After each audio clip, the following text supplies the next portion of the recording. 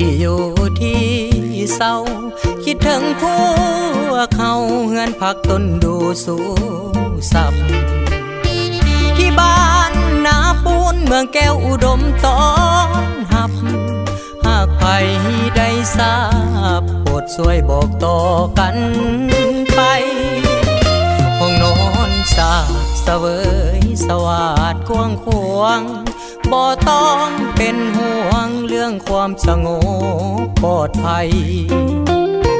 พร้อมห้องประสุมบรรจุห้อยคนขึ้นไปอากาศสดใสนั่งสมพื้นให้ท้องนาเข้าป่าหารหากท่านต้องการสั่งใดพักผ่อนหย่อนใจมีสนามให้ลิ้นกีฬางานเลี้ยงงานดองเชิญมาจับจองเลยนะมวนซื่นเฮฮาดนตรีวงใหญ่สโนขอฮับประกันลานจอดรถจอดลาฮับใส่พี่ป้านาอา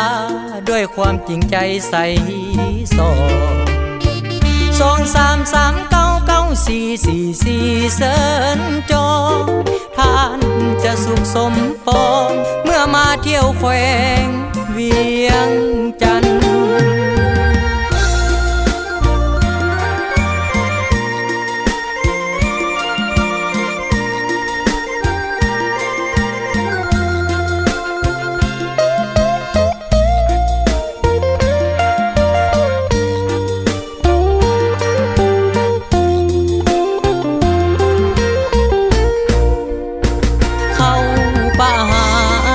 ท่านต้องกา